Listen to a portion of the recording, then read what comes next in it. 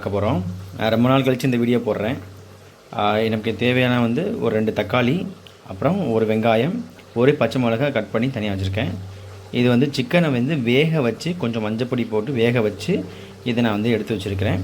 இதுக்கப்புறம் என்ன ப்ராசஸ்ன்னு பார்க்கலாம். அடுப்பில் நம்ம சட்டியை வச்சதுக்கப்புறம் கொஞ்சமாக எண்ணெய் ஊற்றிக்கலாம். போதுமான அளவு தான்.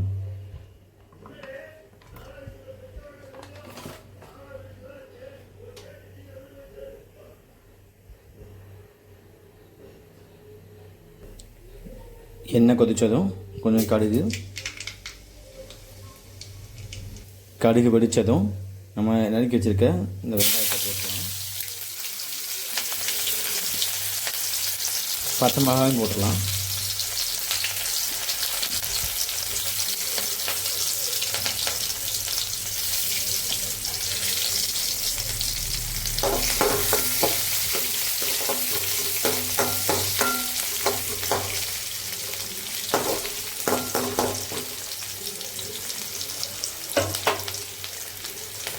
கொஞ்சம் வதங்கினதுக்கப்புறம் நம்ம எடுத்து வச்சுக்கிற தக்காளியை அதில் போட்டுடலாம்.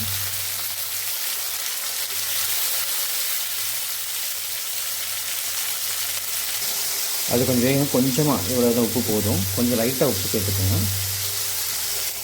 நல்லா வதங்கிடுச்சு. இந்த பதத்தில் நல்லா வதக்கிக்கோங்க. அடுத்து நம்ம எடுத்து வச்சுருக்கிற இந்த சிக்கனை எடுத்து நம்ம இதில் போட்டுடலாம். நல்லா கிளறி விட்டுக்கோங்க. இந்த மாதிரி நல்லா கிளறினதுக்கப்புறம் நம்ம கொஞ்சம் லைட்டாக தண்ணி சேர்க்கணும். இப்போ நம்ம இந்த சிக்கனை வேக பார்க்கும்போது நம்ம தண்ணி எக்ஸஸாக இருக்கும் இல்லையா, அந்த தண்ணி இருந்ததுன்னா நீங்கள் அந்த தண்ணி கூட ஊற்றிக்கலாம். இல்லை தண்ணி இல்லை அப்படின்னா நீங்கள் பச்சை தண்ணி கூட ஊற்றிக்கலாம். நான் வேக வச்சுருந்தா கொஞ்சம் தண்ணி வைக்கின்ற இருக்குது ஒரு டம்ளர். ஸோ நான் அதை நான் மிக்ஸ் பண்ணுறேன்.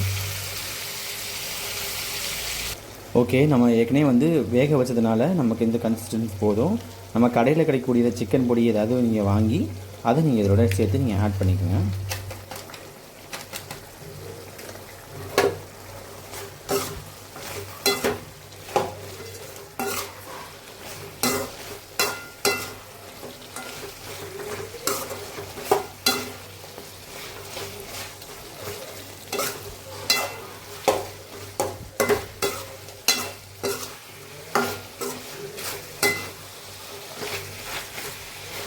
நம்ம ஆல்ரெடி கொஞ்சம் உப்பு போட்டிருக்கோம். அதோடு சேர்த்து இந்த கொஞ்சம் நம்ம இந்த பொடியிலையும் கொஞ்சம் உப்பு இருக்கும்.